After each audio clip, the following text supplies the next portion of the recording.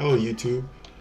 This is a quick overview of a jacket rig that I did for this character. It's a lot, so I'm going to try to go very quickly. So before we start, let me hide the spine controls and also the hip controls. I'm going to get in the way, and whilst we're at that, hip controls, and I'll hide the jean shorts controls too, right, just so we can focus up here, because yeah, several tiers of controls for this jacket. All right, so the first thing are these basic controls. Now, every time you see me make reference, you hear me make reference to Flexi plane, I'm talking about a modular rigging system that I learned how to create from Delano Matthias on Pluralsight. Right, it's really cool. It just uses, it's a ribbon system. It uses a nerves curve and end hairs to keep joints attached to the nerve curve. Right, so I'm going to show what it looks like. He has several. It's not actually intended for this type of use. It's intended for spine, but I found a way to utilize it for something like a jacket rig and a whole bunch of other things. But I have them hidden over here. It has a global, they have global controls, and they have connect curves. Well, the connect curves are actually, it's the controllers, right? So there you have them. You know, you can stitch them together to behave, to work together, right?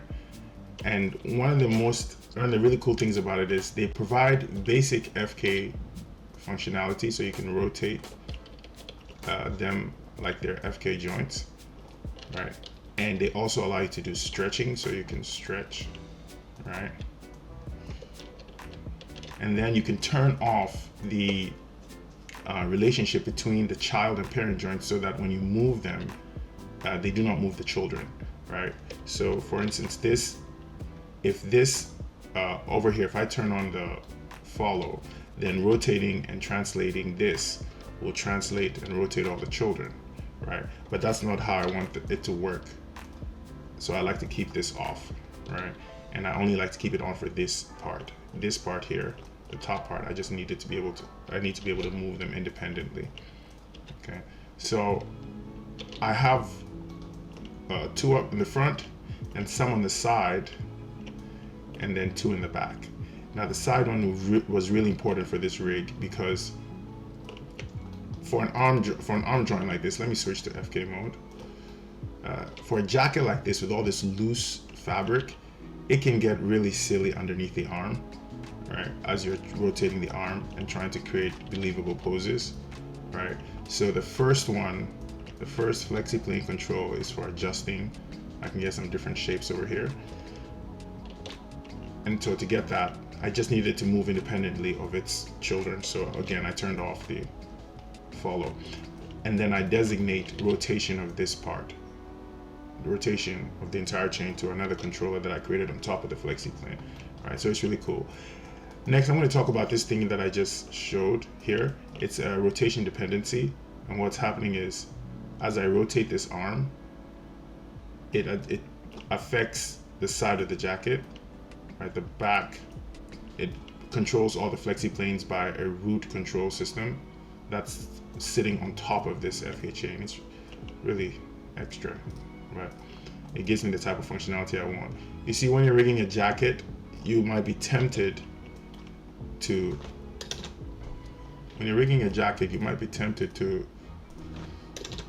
just skin the entire body of the jacket to your spine, but you'll get some really stupid deformation as you rotate the character.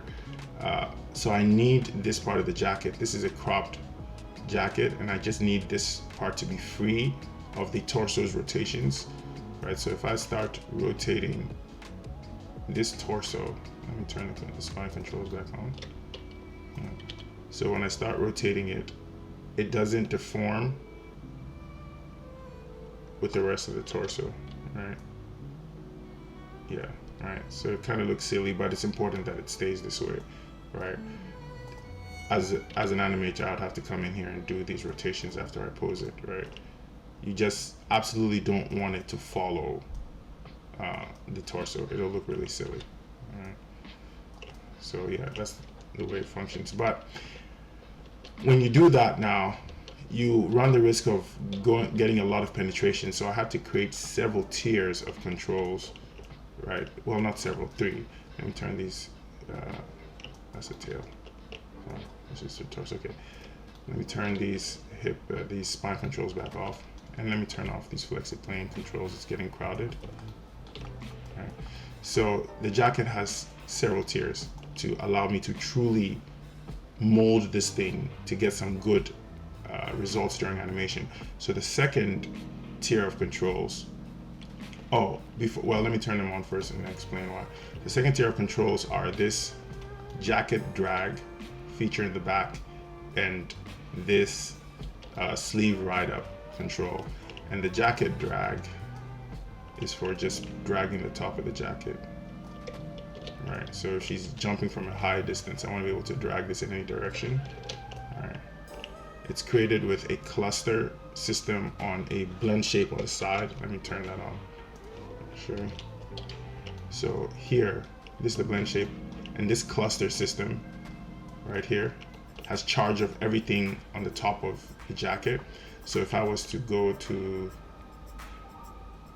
my weight painting, my cluster weight painting here, you'll see it has charge of the cluster is weight painted to have charge of the top of the jacket.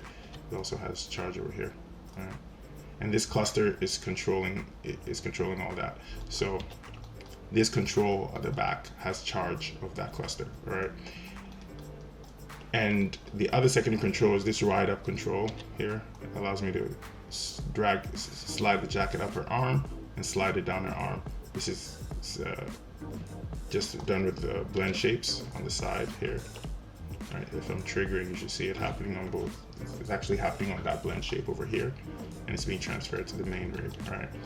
I don't tend to really use it that much. I just want to be able to slightly pull it back if she, for instance, extends her arm. Like if you're animating an arm raise like this, it wouldn't make sense for this to be pinned in place. So it'd be nice to be able to slide it back just a little bit. Right, but it depends. I don't know what type of animation might require me to use it at its maximum values. All right, so those are the two secondary controls, and the last but not least of these jacket controls are a whole bunch of like fixers, penetration of controls to fix penetration. So if I turn them on, there's so many of them. So I'm going to turn off the secondary, and I'm going to turn off the primary, and they're just all over the jacket, and they're doing things like lifting, lifting it away from the body, because a lot of penetration happens as you begin to pose her, because the jacket is not skinned to the spine, right? It's always you're gonna have penetrations as you move different things. So these are all basically blend shape controls that allow you to move it around, and they'll also help to produce some organic movement in the jacket, right, as I'm animating. And I don't know which one I'll need, but I'll end up needing some, right? So it's just all these additional controls, right? And there's another one that is, let me hide this blend shape group. There's another one here that I want to be able to use to fix these. This jacket has several different pieces, and when you start triggering some of these blend shapes, you might end up with some separation depending on the type of what's happening with the skinning. So this allows me to sort of adjust this and put it exactly where it needs to be, just in case there's some weird penetration or something that happens, right? So I haven't tested it. I'll try it and see how well it works, and then I'll make a decision about whether or not this is how I rig all my jackets from here on out. But in the testing phase, it seems to work really well. So I'll be counting on it to see how it turns out. Turn on these spine controls again. Do some cool stuff. So as you move it, not expect it to follow along, but all these controls will help with the animation. Now, another thing I'm going to work on when I get the time is an end cloth alternative, right? Because if these controls, like if I get tired of doing hand animation and I just want to be able to rely on a nice simulation system, I'll trust nCloth or go do it in Marvelous Designer, right, and then bring it back here, right? But for now, I just have the rig, but I'll be showing you soon probably the nCloth solution. I hope to be able to toggle it on and off in the channel editor. And so after I've done my animation, I just sort of simulate an nCloth. I've used it in previous projects. It works very well, so I think it'll also work well here, but it does have to be done. So I'll show it when it's done. I'll show the nCloth solution and how you can switch back and forth between this rig and the nCloth solution. All right, that's it. If you want me to, I'll create a tutorial showing how to do any of these things, any of these cool blend shapes, triggers, and using clusters, and how I did all this stuff, this write-up controls, these write-up controls and everything.